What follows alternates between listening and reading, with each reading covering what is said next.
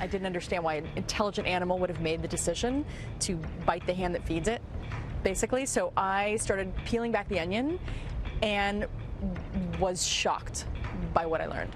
I was profoundly affected and shocked by the fact that the whales fight with one another all the time. But in the wild, someone can flee, right? In captivity, nobody gets to leave. So it was kind of like detective work. This sounds like a thriller, and a lot of people have described your movie as a thriller.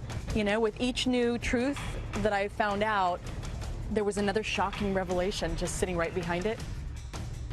Hey, Little Rico, that's the director of the highly controversial new film Blackfish. It premieres tomorrow night on CNN at 9 p.m. Eastern. SeaWorld says it distorts what it does. CSI star Jorja Fox plays a determined crime scene investigator who won't let anything stand in her pursuit of the truth. When she's off the set, she's just as determined to free animals from captivity. I talked to Jorja about why she thinks CNN's premiere of Blackfish is a giant step for all animals in captivity.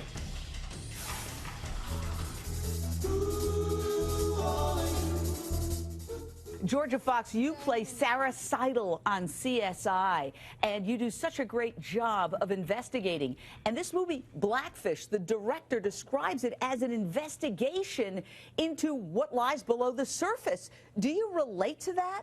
Absolutely, and I'm so very thrilled that this documentary is out there and that it's going to be televised. I think this is an issue that people are really going to respond to in a powerful, powerful way, and it's a story whose time has come. So when SeaWorld says, hey, we're the leaders in animal husbandry, we're breeding these orcas in captivity, is that a good thing or a bad thing in your opinion? It's a bad thing in my opinion, and it's a pointless thing in my opinion. It's absolutely pointless.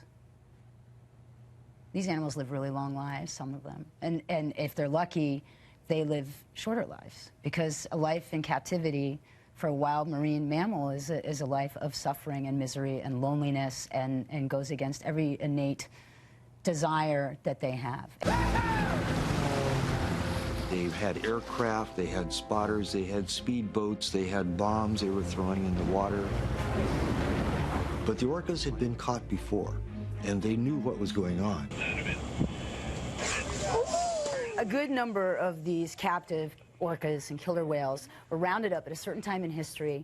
We have watched these pods in the wild for many years. We know where most of these orcas and most of these killer whales, we know where their families are, we know where their pods are. So you endorse what Russell Simmons suggested, either change it radically to eliminate the performance of the orcas or shut down?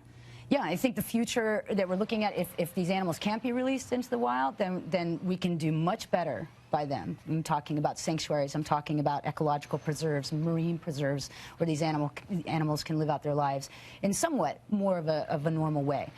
My first and foremost idea would be, let's re-release as many of these animals as we can into the wild, and let's take the risk and see what happens.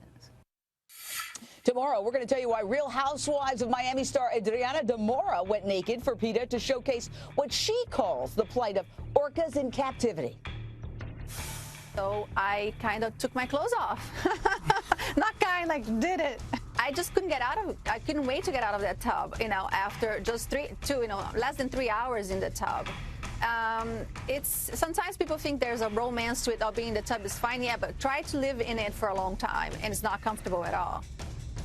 And remember to watch Blackfish must-see premiere tomorrow night on CNN at 9 p.m. Eastern. Mark your calendars.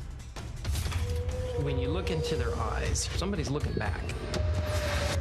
A whale is one of the triggers. They blamed her.